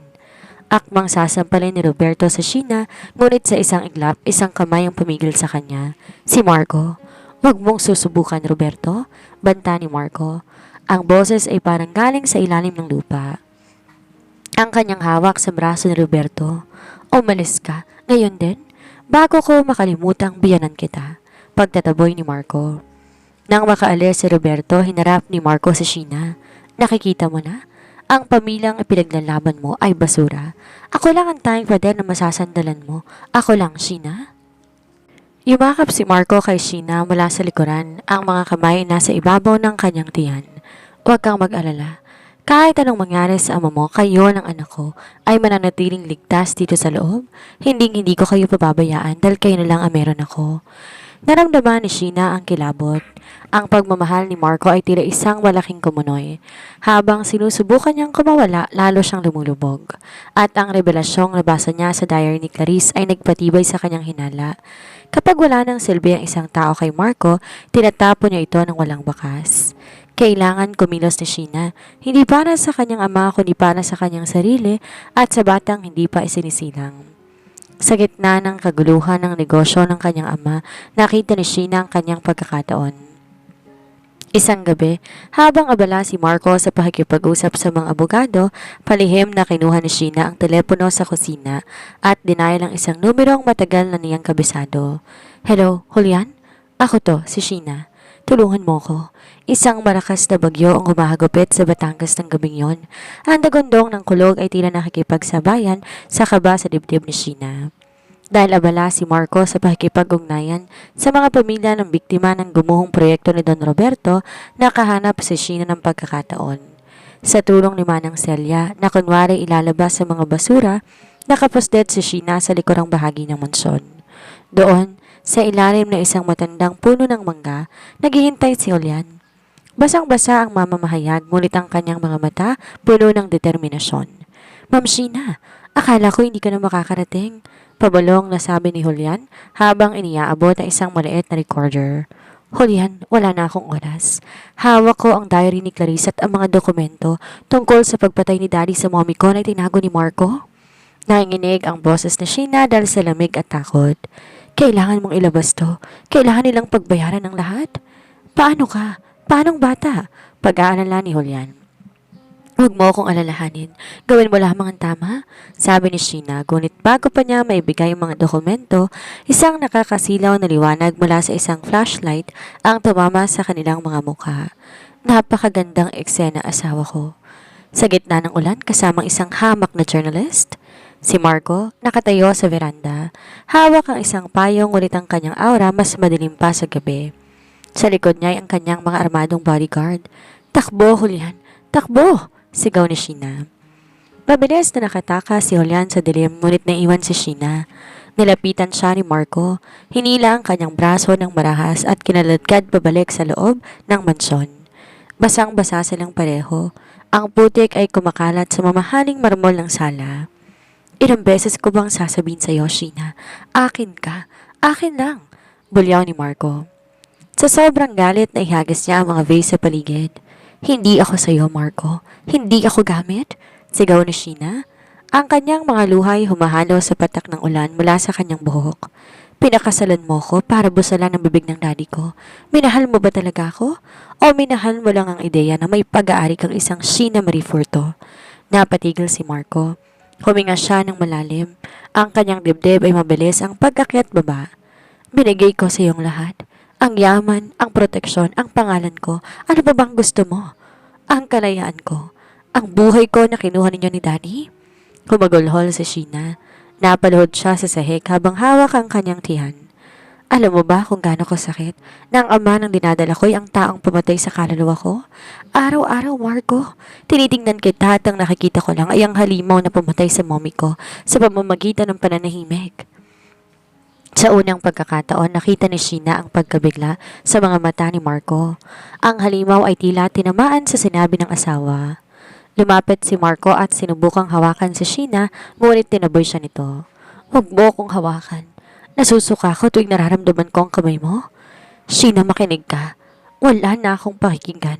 Isusumpa kong araw na nakilala kita. Sinusumpa ko ang dugong nananalitay sa batang to kung magiging katulad mo lang din siya." Dahil sa tindi ng emosyon at pagod, biglang naramdaman ni Sheena ang isang matalim na kirot sa kanyang puson. Napahawak siya sa sahig, ang kanyang mukha ay namutla. "Marco! Marco, ang tiyan ko!" bulong ni Sheena bago tuloy ang nagdilim ang kanyang paningin. Agad na binuhat ni Marco si Sheena, ang kanyang galit na palitan ng matinding takot. "Sheena, gumising ka! Tumawag kayo ng ambulansya ngayon din!" Sa gabing yon, habang ang ulan ay patuloy sa pagbuhos, isang trahedya ang nagbabadyang maganap. Ang galit na nauwi sa sigawan ay nauwi sa isang katahimikan na mas nakakatakot. Ang katahimikan ng isang buhay na nanganganib mawala. Puti ang kisame, amoy gamot ang hangin, at ang tanging tunog na naririnig ni Sheena ay ang mahinang beep-beep ng heart monitor sa kanyang tabi. Dahan-dahan niyang minulat ang kanyang mga mata, ngunit ang bigat ng kanyang talukap ay tila pasa ng buong daigdig. Naramdaman niya ang mainit na kamay na nakahawak sa kanya. Paglingon niya, nakita niya si Marco. Hindi ito ang matikas at nakakatakot na mayor na kilala niya. Magulo ang buhok nito. Namumula ang mga mata at bakas ang tuyong luha sa pisngi. Sheena, salamat sa Diyos, gising ka na? Bulong ni Marco. Ang boses ay basag at paos. Di sumagot si Sheena. Ang unang instinct niya hawakan ng kanyang tiyan, ngunit pagdampi ng kanyang kamay sa kanyang puso, naramdaman niya ang isang kakaibang gaan, isang kawalan, isang hapon na hindi niya may paliwanag. Marco? Mahinang tawag ni Sheena. Ang kanyang boses ay nangangatog. Nasaan ang anak ko? Yumuko si Marco. Di siya makatingin ng diretsyo sa asawa. Ang kanyang mga balikat ay nagsimulang manginig sa pagkikbi. Patawarin mo ko, Sheena. Patawad? Ungal ni Marco. Masyadong matindi ang stress, ang pagod at ang ulan. Di kinaya ng bata? Parang huminto ang pagtibok ng puso ni Sheena. Ang mundo'y biglang nawala ng tunog. Nawala na ang munting buhay na naging dahilan kung bakit tinitiis niyang lahat. Ang kaisa-isang nilalang na akala niya ay magliligtas sa kanya mula sa kadiliman, kinuha na sa kanya. Wala na? Bulong ni Sheena. Wala na ang anak ko? Ginawa ng mga doktor ang lahat pero lumabas ka. Ang boses ni Sheena ay halos mawala ng emosyon. Malamig. Sa lamig ng bangkay na nasa morgue. Sheena, kailangan mo ako ngayon. Lumabas ka. Sigaw ni Sheena. Ang buong katawan ay nanginginig na sa matinding puot. Ikaw ang pumatay sa kanya. Ang galit mo, ang selos mo, ang pagiging halimaw mo. Kung di mo ako kinaladkad sa ulan, kung di mo ako kinulong sa impyernong to, buhay pa ang anak ko. Di nakagalaw si Marco. Ang bawat salita ni Sheena ay tila balisong na sumasaksak sa kanyang dibdib. Sa unang pagkakataon, nakaramdam na makapangyarihang mayor ang tunay na pagkatalo. Hindi siya tinalo ng kaibigan sa politika, kundi ng sarili niyang kadiliman. Lumabas si Marco nang nakayuko, iniwan si Sheena na mag-isa sa loob ng puting silid. Doon, binuhos ni Sheena ang lahat ng sakit. Isang hagulgol na nakapanghihina, isang sigaw ng isang inang nawala ng kaisa-isang pag-asa. Lumipas sa mga araw sa ospital, naging parang estatwa si Sheena. Hindi siya kumakain, hindi siya nagsasalita.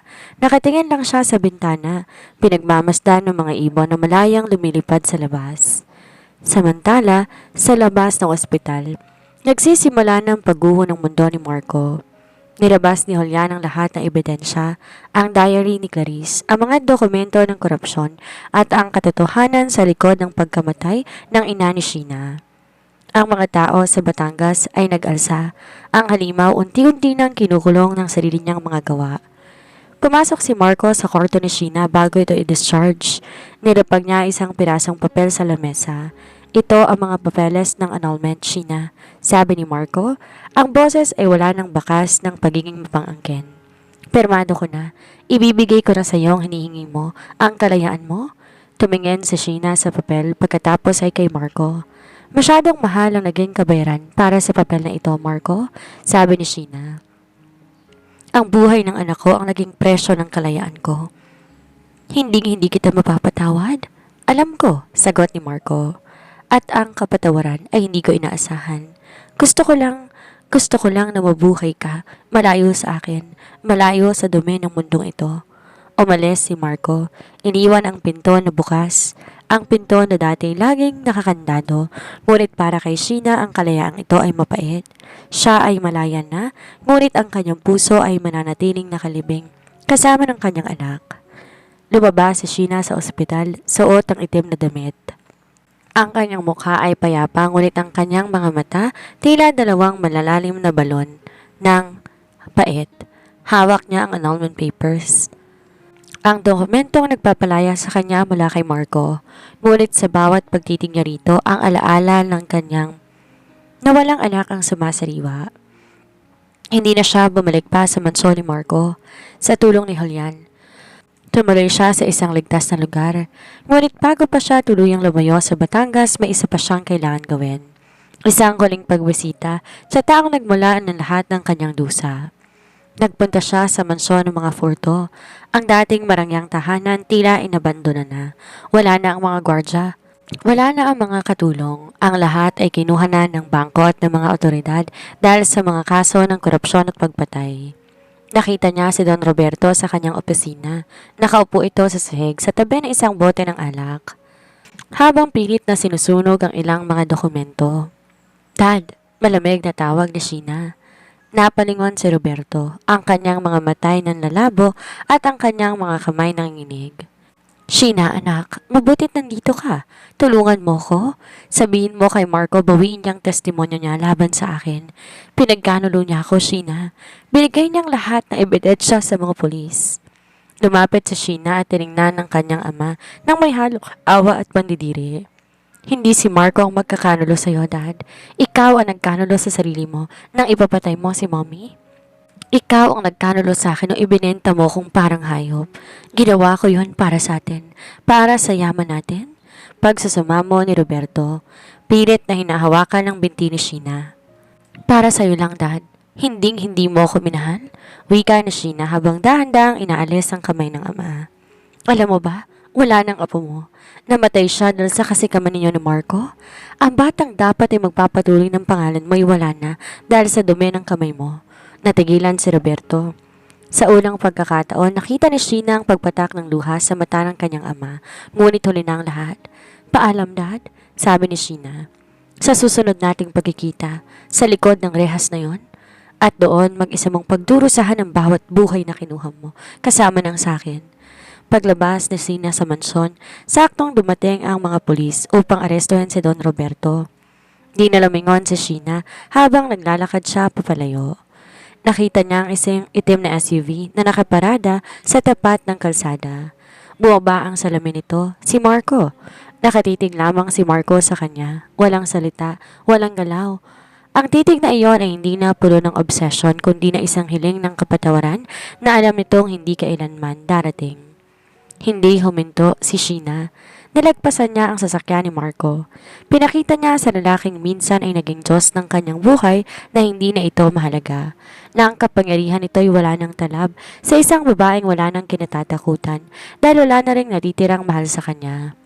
Sumakay si Sheena sa sasakyan ni Julian. San tayo, Sheena? Tanong ni Julian. Kahit saan, Julian. Kahit saan na walang amoy ng dugo at pera ng Batangas?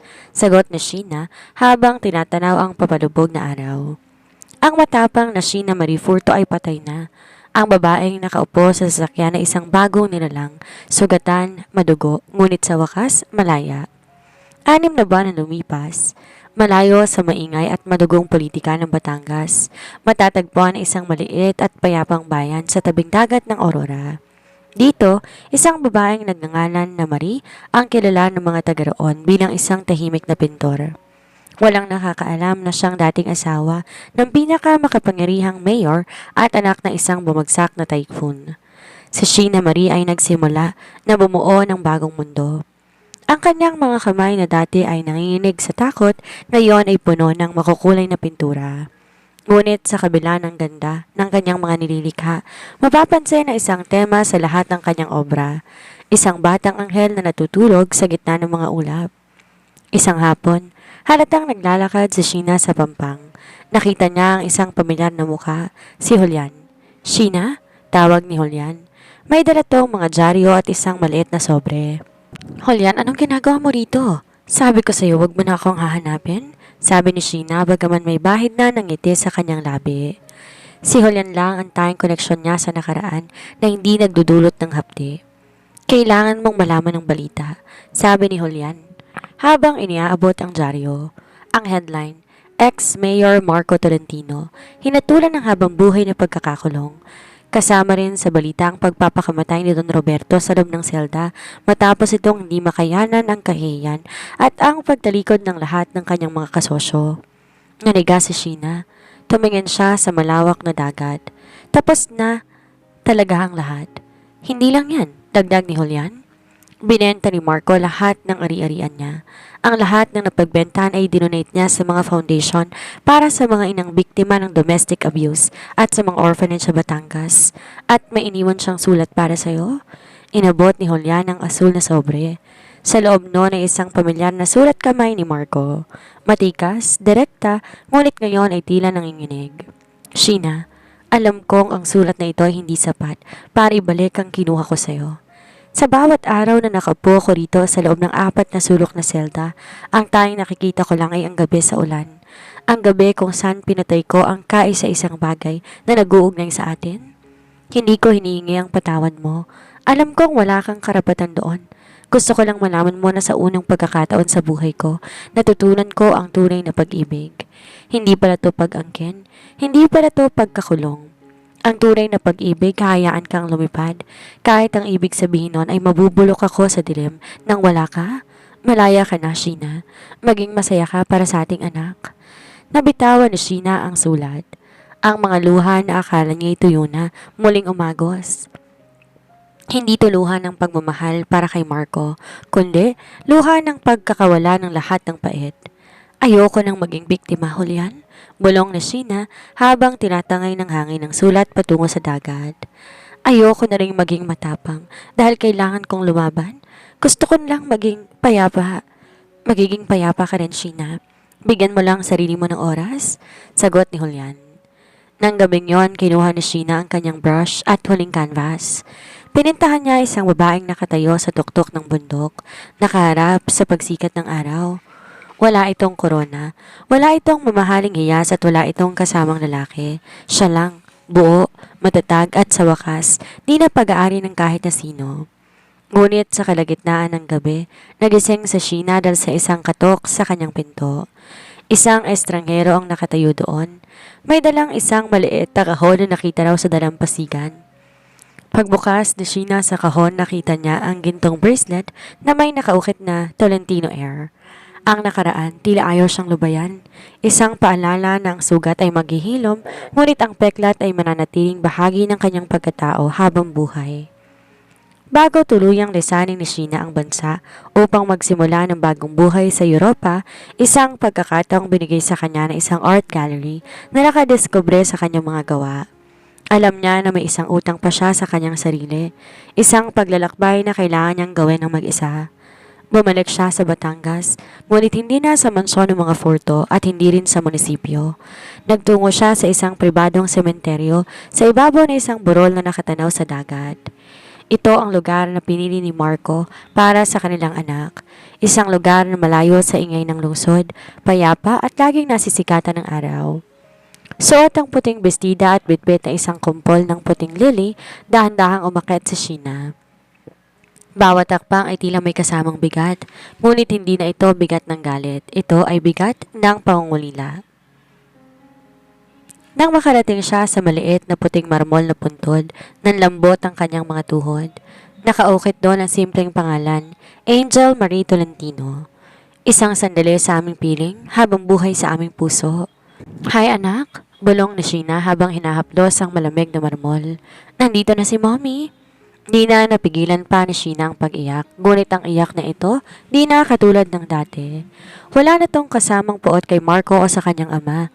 Ito'y purong pagmamahal ng isang ina para sa anak na hindi man lamang niya nayakap. Patawarin mo ako, baby, dahil hindi kita naisilang sa isang mundong payapa, hikbi ni Sheena.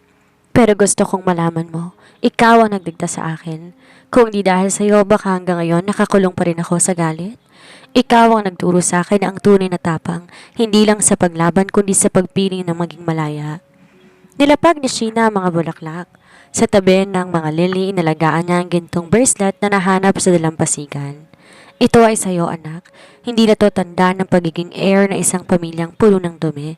Tanda ito na ikaw ang tunay na reyna ng buhay ko. Habang nakaupo sa Sheena sa tabi ng puntod, naramdaman niya ang isang banayad na simoy ng hangin. Tila ba may humahaplos sa kanyang pisngi, pinapawi ang kanyang mga luha. Sa unang pagkakataon, sa loob ng mahabang panahon, nakaramdam si Sheena ng tunay na katahimikan. Bago siya bumaba ng burol, nakita niya ang isang matandang lalaki, nag-aayos ng mga halaman sa di kalayuan. Lumapit ito sa kanya. Ma'am, May nagpapabigay po nito sa inyo? Sabi niya.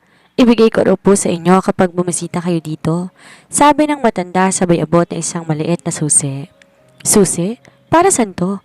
Tanong ni Sheena. Para daw po sa isang safe deposit box sa bangko ng lungsod. Nakapangalan po sa inyo. Alam ni Sheena kung kanino galing yon. Kahit nasa loob na ng kulungan, sinisiguro pa rin ni Marco na may maiiwan siya para sa kanya. Ngunit sa pagkakataong ito, hindi na ito suhol para manatili siya. Ito ay baon para sa kanyang pag-alis. Tumingin si Sheena sa huling pagkakataon sa puntod ng kanyang anak. Umiti siya ng bahagya. Paalam, Anghel? Hintayin mo si Mommy pero sa ngayon, kailangan ko munang mabuhay para sa ating dalawa. Pagbaba ni Sheena sa burol, hindi na siya lumingon pa sa Batangas. Ang bawat alaala ng halimaw at ng tycoon ay unti-unti nang naglalaho sa kanyang likuran. Ang tanging bitbit niya ay ang pangako ng isang bagong bukas. Bitbit ang sining na siyang naging gamot sa kanyang sugatang kaluluwa. Isang taon na ang lumipas, ang malamig na hangin ng Paris ang ngayong umahaplo sa mga pisngi ni Sheena. Malayo na siya sa mainit at madugong Batangas. Ang kanyang mga painting naging bukang bibig sa mga gallery ng Europa, mga dibuhong puno ng emosyon, na tila babawat hagod ng brush ay may kasamang hininga ng laya. Isang gabi matapos ang kanyang matagumpay na art exhibit, binuksan ni Sheena ang safe deposit box na iniwan sa kanya ni Marco gamit ang susing binigay ng matanda sa sementeryo. Inasahan niyang mga alahas o titulo ng lupa ang laman nito, ngunit laking gulat niya na makita ang isang tumpok ng mga lumang dokumento at isang digital tablet. Nang buksan niya ang tablet, isang video file ang bumungad. Ang petsa nito ay isang linggo bago ang kanilang kasal. Sa video, makikita si Marco na nakaupo sa kanyang opisina. Madilim ang paligid at may hawak na baso ng alak. Ngunit ang kanyang mga mata ay hindi ang mga mata ng isang halimaw. Ito ay mga mata ng isang lalaking hirap na hirap sa kanyang ginagawa. Sheena, panimula ni Marco sa video. Kung pinapanood mo to, malamang malaya ka na at wala na ako sa tabi mo. Gusto ko lang malaman mong katotohanan. Hindi kita binili dahil gusto kitang saktan. Binili kita dahil nalaman kong plano ng ama mo. Napatigil sa Sheena. Ang kanyang puso ay nagsimulang tumibok ng mabilis. Nalaman ko na balak ka ni Roberto na ipakasal sa isang sindikato sa ibang bansa kapalit ng malaking halaga ng droga at ng armas. Hindi ka niya ibibenta sa isang mayor. Ibibenta ka niya sa mga taong kikitil sa buhay mo sa loob ng isang linggo. Pinilit kong makuha ka sa kanya gamit ang lahat ng yaman ko para lang mapunta ka sa proteksyon ko.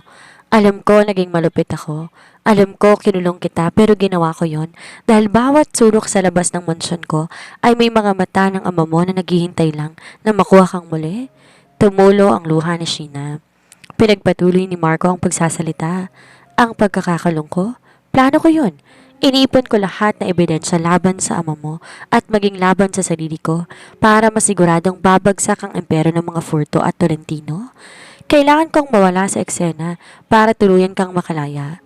Ang annulment papers, ang pagkakuha mo sa bata, ang lahat ng sakit. Patawarin mo ko, Sheena. Kailangan kong maging kontrabida sa buhay mo para lang masiguradong may bukas ka. Napahagulhol si Sheena sa gitna ng kanyang apartment sa Paris. Ang lalaking isinumpa niya, ang lalaking tinawag niyang halimaw, ay ang lalaki palang sumira sa sarili niyang buhay para lang iligtas siya mula sa mas malubhang kapahamakan. Ginamit ni Marco ang kanyang pagiging possessive at halimaw bilang baluti upang di makalapit ang masasamang loob na gustong kumuha kay Sheena mula sa kanyang ama. Ang bawat sakal at bawat pagbabantay ay hindi para sa kanya, kundi para sa pakaligtasan nito mula sa kamay ni Don Roberto. Bakit, Marco? Bulong ni Sheena sa hangin. Bakit kailangan ganito ang paraan mo? Sa dulo ng video may isang huling mensahe si Marco. Huwag mo kong balikan, Sheena. Huwag mo kong kaawaan. Ang makita kang malaya at ligtas sa Paris, sapat na yon para sa akin. Mabuhay ka para sa ating dalawa at para sa ating anghel. Nang gabing iyon, di nakatulog si Sheena. Lahat ng galit na tinanim niya sa kanyang puso, biglang napalitan ng isang matinding panghihinayang. Ang halimaw ng Batangas ay isa palang tagapagligtas na nagsuot ng maskara ng kasamaan upang talunin ang tunay na demonyo, ang kanyang sariling ama. Kinuha ni Sheena ang kanyang brush. Sa gitna ng dilim, pinintahan niya ang isang anino na isang lalaki na may hawak na bayong. pinoprotekta ng isang babae mula sa ulan. Habang ang lalaki unti-unti natutunaw sa dilim. Ang pamagat ng painting, The Sacrifice of a Monster. Pagkatapos mapanood ang video sa Paris, hindi na nagtagpo ang kapayapaan sa Sheena. Ang bawat tagumpay niya sa Europa ay tila walang lasa. Ang anino ni Marco, ang halimaw na nagpakamartir para sa kanya, ang laging nakabantay sa kanyang panaginip. Pagkalipas na isang buwan, bumalik si Sheena sa Pilipinas. Hindi bilang isang biktima, kundi bilang isang babaeng handang harapin ang katotohanan. Dumiretso siya sa New Bilibid Prison, sa loob ng bisitahan, sa likod na makapal na salamin, na upo sa Sheena. Pagkalipas na ilang minuto, lumabas si Marco. Kalbo na ito. Suot ang kulay orange na uniforme ng bilanggo at mas payat kaysa sa huli nilang pagkikita. Ngunit ang kanyang mga matang dati ay puno ng obsesyon, ngayon ay puno ng matinding gulat at lungkot. Kinuha ni Marco ang telepono. Kinuha rin ito ni Sheena. Bakit ka bumalik, Sheena? Malamig na tanong ni Marco. Sabi ko sa'yo, lumayo ka na. Kalimutan mo na ako? Paano kita kakalimutan, Marco? Tanong ni Sheena habang tumutulo ang kanyang luha sa pisngi. Paano ko kakalimutan ang lalaking naging halimaw para lang iligtas ako sa mas malubhang impyerno? Bakit hindi mo sinabi? Bakit hinayaan mong isumpa kita gabi-gabi? Napayo ko si Marco. Dahil kung malalaman mo, hindi ka aalis. Magpupumilit kang manatili sa tabi ko at sa mundong yon, Sheena. Hindi ka magiging ligtas. Kailangan mong mapuot sa akin para magkaroon ka ng lakas at tumakbo palayo. Pero ang anak natin, Marco, hikbi ni Sheena. Namatay siya dahil sa gulo nating dalawa? Dito na nanginig ang boses ni Marco. Yun ang huling kasalanan na dadalhin ko sa hukay. Ang hindi kita naprotektahan sa gabing yon, pero Sheena, tingnan mo ang sarili mo ngayon. Malaya ka, sikat ka, buhay ka. Yun lang ang taing proyektong kailangan kong matapos sa buhay ko. Marco, may huling twist ang buhay natin, sabi ni Sheena habang dinidikit ang kanyang palad sa salamin. Napatitig si Marco. Ano ang ibig mong sabihin? Hindi ako bumalik para balikan ka bilang asawa. Dalalam natin, dalawa na ang sugat natin ay masyado ng malalim para maghilom sa isang yakap. Pagtatapat ni Sheena, bumalik ako para sabihin sa iyo na pinapatawad na kita at ang pagpapatawad na iyon, malayo na tayong pareho. Isang mapait na ngiti ang sumilay kay Marco. Ang halimaw ng Batangas ay umiiyak ng walang tunog sa harap ng babaeng kaisa-isang mahal niya. Salamat, Sheena, bulong ni Marco. Ngayon, pwede na akong mamatay ng payapa. Huwag kang mamatay, Marco, sabi niya. Mabuhay ka.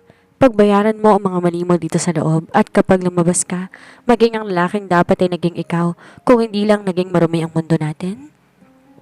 Tumayo si Sheena. Ito na ang huling pagkakataon na magkikita sila. Habang naglalakad siya palayo, narinig niya ang mahinang katok ni Marco sa salamin. Lumingon siya. Sumenya si Marco ng I love you gamit ang kanyang mga kamay. Isang simpleng kilos na hindi niya nagawa nung sila'y magkasama pa sa karangyaan. Paglabas ni Sheena sa gate ng bilangguan, sinalubong siya ng sikat ng araw. Sa kanyang bag, bitbit ang isang bagong canvas. Makalipas ang 10 taon, isang art gallery sa Maynila ang nagbukas. Ang pangalan na exhibit ay Mga Peklat ng Pag-asa. Sa gitna ng gallery may isang painting na isang lalaki at babae na nakatayo sa magkabilang dulo ng isang tulay. Hindi sila magkahawak kamay ngunit pareho silang nakatingin sa isang bituin. Isang lalaking may uban ng buhok at may simpleng suot ang pumasok sa gallery. Tumayo siya sa harap ng painting at nag-iwan ng isang puting lily. Pag-alis niya, isang babae naman ang lumapit, si Sheena. Nakita niya ang bulaklak. Alam niya kung sinong nag-iwan on. Hindi sila nag-uusap, hindi sila nagkita, ngunit sa ilalim ng iisang langit, ang kanilang mga kaluluwa hindi na magkaaway, hindi na rin magkasama. Sila ay 2 tao na binago ng maling pag-ibig. Ngunit pinagaling ng tamang pagpapatawad. Payo at aral para sa mga kabataan.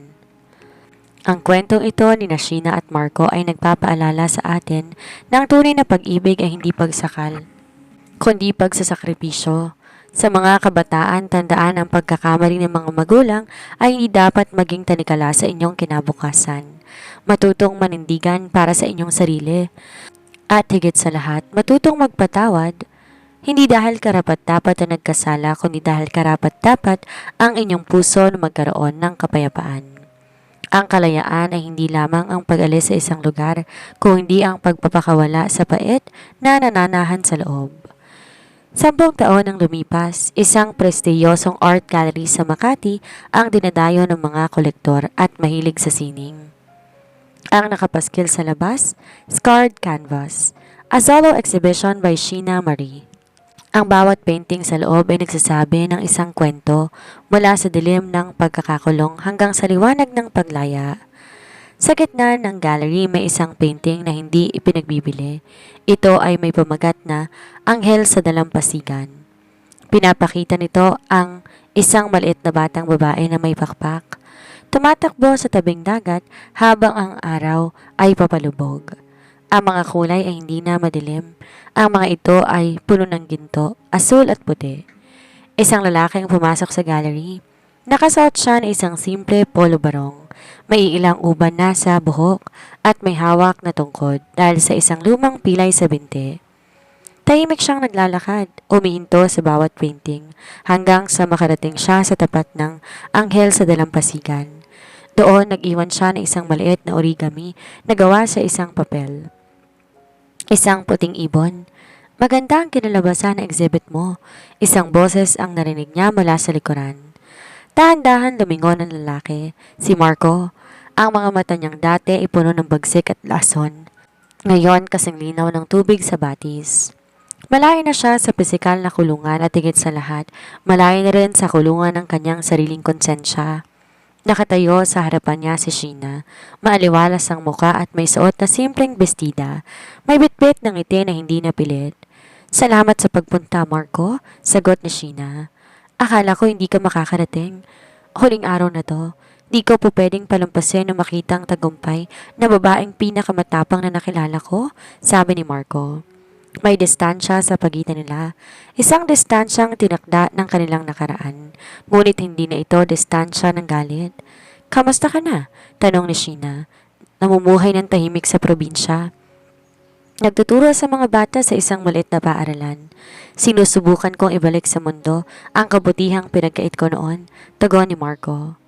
Tumingin siya sa painting ng bata. Masaya na siguro siya kung nasan man siya ngayon.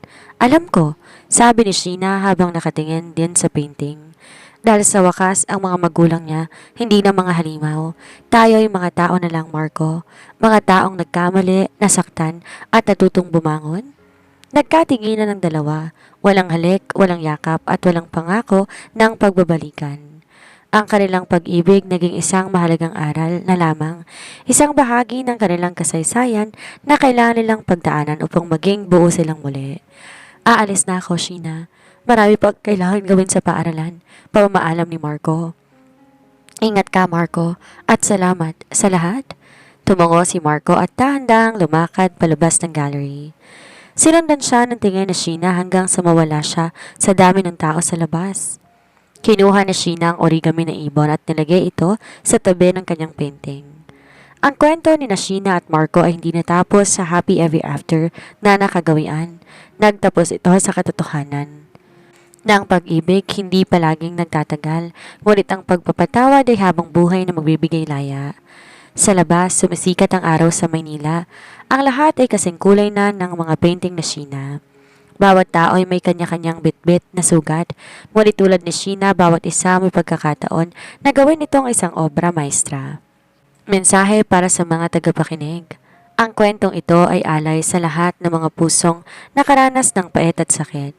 Nais naming paalala na hindi kayong inyong nakaraan. Ano man ang dilim na pinagdaanan ninyo, may sikat ng araw na naghihintay sa inyong paglaya. Huwag matakot na magpatawad sa iba, lalo na sa iyong sarili. Ang tunay na kayamanan ay hindi nasa bulsa o kapangyarihan, kundi sa kapayapaan ng loob. Petsa, gabi bago ang kasal. Nakatayo ako sa veranda ng aking opisina. Tanaw ang buong Batangas. Sa mga mata ng madla, ako ang hari, ngunit sa gabing ito pakiramdam ko, ako ang pinakamaliit na tao sa mundo. Sa kabilang kwarto, alam kong umiiyak si Sheena. Ang bawat tikbi niya ay tila kulog na dumudurog sa aking pagkatao. Patawarin mo ako, Sheena. Bulong ko sa hangin. Hawak kong report mula sa aking mga espiya. Totoong hinala ko. Si Don Roberto, ang sarili mong ama, ay nakipagkasundo na sa mga sindikato ng Macau. Ibibenta kanya bilang pambayad sa kanyang bilyon-bilyong utang sa sugal at droga. Di ka nila gagawing masama, gagawin ka nilang aliwan hanggang sa wala ka ng pakinabang. Kailangan kitang makuha, kailangan kitang ikulong. Kahit isumpa mo ko, mas pipiliin kong maging kontrabida sa buhay mo kaysa makita kang malamig na bangkay sa ibang bansa. Petsa. Isang buwan matapos ang kasal. Ngayong gabi na sinampal kita dahil sinubukan mong tumakas, namumula ang iyong pisngi at ang mga mata mo puno ng puot. Gusto kitang yakapin. Gusto kong lumuhod sa harapan mo at sabihin, Sheena, ginawa ko yon dahil may mga tauhan sa Roberto na naghihintay sa labas ng gate para kidnapin ka.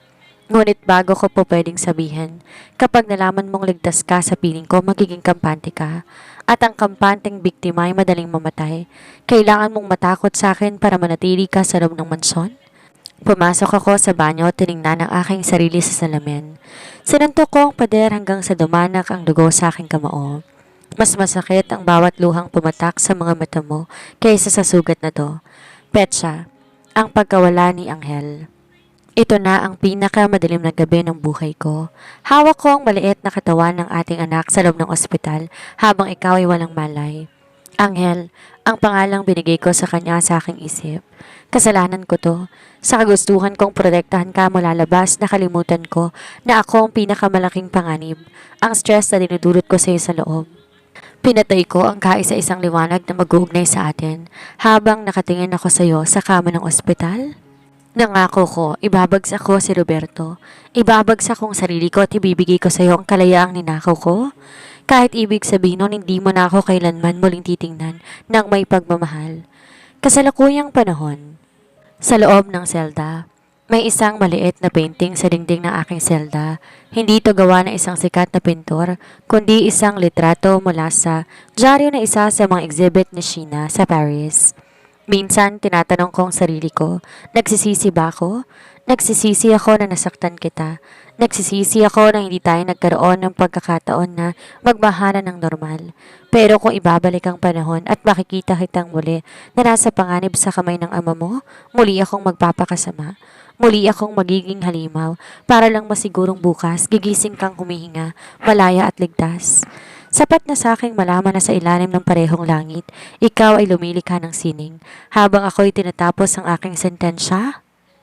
Dahil sa dulo ng lahat, Sheena, ang pag-ibig ko sa iyo ay hindi pa napagsakop. Ito'y pagpapaubaya na maging masaya ka, kahit di akong dahilan. Ang kwentong to ni Sheena at Marco ay hindi lamang isang typical na romance. Ito ay salamin ng realidad, sakit at ang masalimuot na proseso ng paghilom. Narito ang mahalagang aral at mensahe na iniwan ng kanilang madilim, ngunit makahulugan. Ang tunay na pag-ibig ay hindi pag-angkin sa simula. Ang akala ni Marco ang pag-ibig ay ang pagkulong ng taong mahal mo para protektahan ito. Ngunit ang obsession at sobrang pagiging possessive ay lason na pumapatay sa kaluluwa ng kapareha. Ang tunay na pag-ibig ay pagpapaubaya at paggalang sa kalayaan ng isa't isa. Natutunan ni Marco na ang pinakamataas na anyo ng pagmamahal ay ang hayaan si Sheenang lumipad kahit pa ibig sabihin nito, mawala siya sa buhay nito. Ang kasalanan ng mga magulang ay hindi dapat maging tadhana ng anak. Si Sheena naging biktima ng kasakiman ng kanyang ama, ni Don Roberto. Pinapakita nito na minsan ng mga taong dapat nagpoprotekta sa atin ang siya pang naglulubog sa atin sa dusa. Gayunpaman, pinatunayan ni Sheena na maaari nating putulin ang kadena ng nakaraan. Di kailangan na maging halimaw ang isang anak dahil lang naging halimaw ang kanyang magulang. Ang kapatawaran ay para sa sariling kapayapaan. Nung pinatawan ni Sheena si Marco sa huling kabanata, hindi niya ito ginawa para balikan ng lalaki. Ginawa niya ito upang lumaya sa kanyang sarili. Ang pagdadala ng galit at puot ay parang pag-inom ng lason at paghihintay na ang kaawayan kamatayan. Ang pagpapatawad ay naging huling susi ni Sheena upang maging tunay na malaya at makalikhang muli ng sining. Ang sakripisyo ay may hangganan. Pinakita na naging halimaw si Marco para iligtas si Sheena, ngunit ang maling paraan, kahit mabuti ang intensyon, ay palaging may kapalit na trahedya gaya ng pagkawala ng kanilang anak. Ang aral dito, ang layunin hindi laging nagbibigay katwiran sa paraan. Ang maling desisyon kahit para sa ikabubuti ng iba ay magbubunga pa rin ng sakit. Ang sining bilang gamot. Ang bawat peklat ng ating buhay maging isang obra maestra kung matututo tayong bumangon. Pangwakas na mensahe, hindi man tayo laging binibigyan ng mundo ng pagkakataon na mamuhay ng walang sakit. Binibigyan naman tayo ng bawat umaga sa pagkakataong magsimulang muli. Pangwakas na mensahe, di man tayo laging binibigyan ng mundo ng pagkakataong mamuhay ng walang sakit. Binibigyan naman tayo ng bawat bagong umaga ng pagkakataong magsimulang muli. Ang kalayaan ay hindi matatagpuan sa pagtakas sa nakaraan kundi sa pagharap dito na may tapang at pagpili sa katahimikan ng loob. Hanggang sa muli, maraming salamat sa patuloy na tiwala at suporta sa aking munting channel. Mag-iingat po kayong lahat palagi.